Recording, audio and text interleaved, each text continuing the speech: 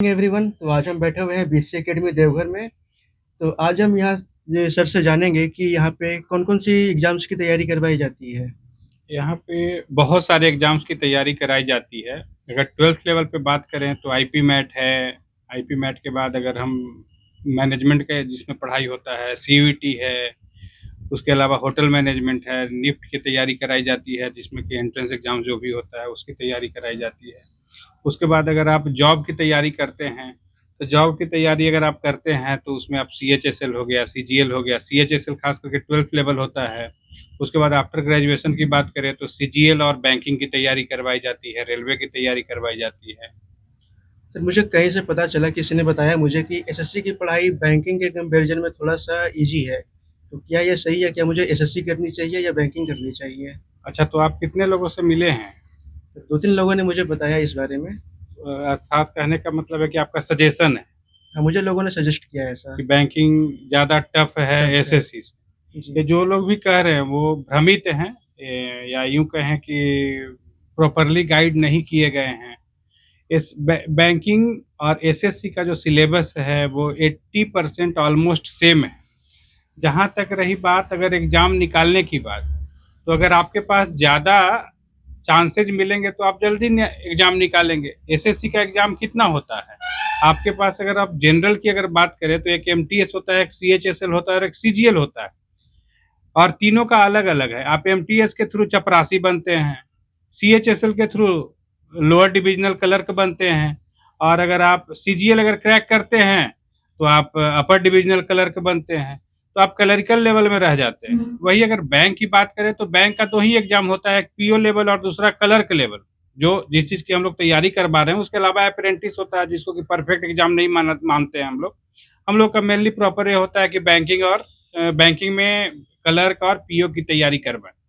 तो पीओ, जब भी आप बैंक में अगर पीओ बन के जाते हैं तो आप ऑफिसर बन के जाते हैं।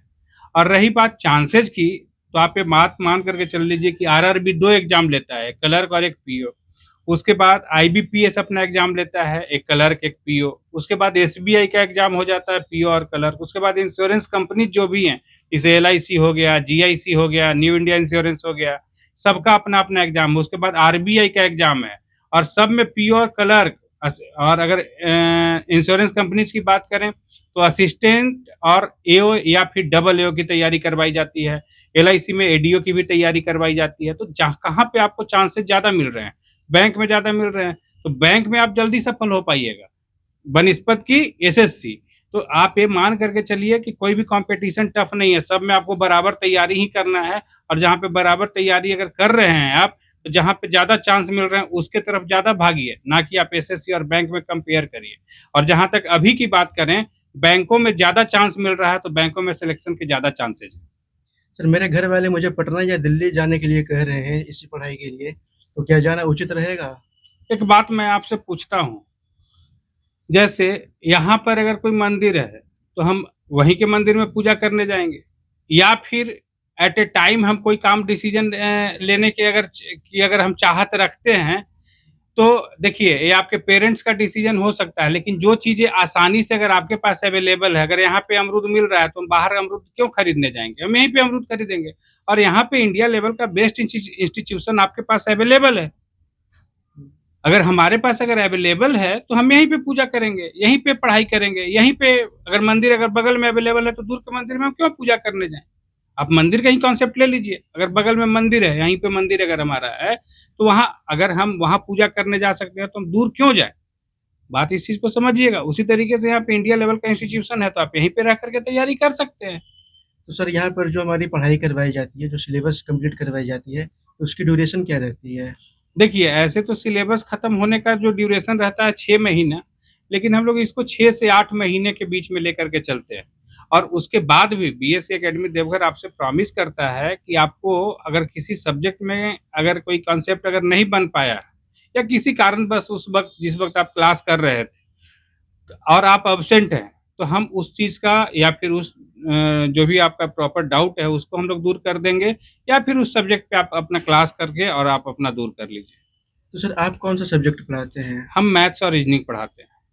तो सर आप ये बताइए कि जो जब एग्ज़ाम हॉल में बच्चे जाते हैं, तो उस टाइम उनकी टेम्परामेंट जो रहती है, तो उसके बारे में वो कौन-सा क्वेश्चन करें, कौन-सा ना करें, इस घबराहट में वो काफ़ी सारे क्वेश्चन्स छोड़ देते हैं। देखिए, कुछ टेक्निकल बातें होती हैं जो हम लोग क्लासरूम में ही बोलते हैं, लेकिन आपने पूछा है तो आपको मैं बता दूँ, आप किसी बच्चे से कोई कॉम्पिटिशन मत रखें। आप अपना जो कट ऑफ जो जा रहा है, उस पर ध्यान रखें और उसी के हिसाब से तैयारी करें। जैसे बैंक में इस बार का कट ऑफ 50 है, तो हम अपना एक एवरेजिंग कर लेंगे कि हमको 17 मार्क्स का एवरेज लेकर के चलना है पीटी में। उसी प्रकार से एवरेजिंग जो है इसका मेंस का अगर कट ऑफ की बात करें तो 84-85 के आसपास में है, सॉरी 75-76 के आसपास में है, तो 75-76 से हमको 4 नंबर ज़्यादा बढ़ कर तैयारी करनी है और इसमें 4 सब्जेक्ट है, तो 20 का एवरेज करके हम तैयारी करेंगे।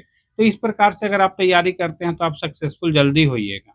तो एवरेजिंग तो आपको करके चलना होगा और किसी बच्चे से कोई कॉम्पिटिशन मत रखिए, अपने आप में कॉम्पिटिशन रखिए, कट ऑफ पे ध्यान रखिए और पढ़ाई पे फोकस करिए, इतना ही काम है। Thank you sir.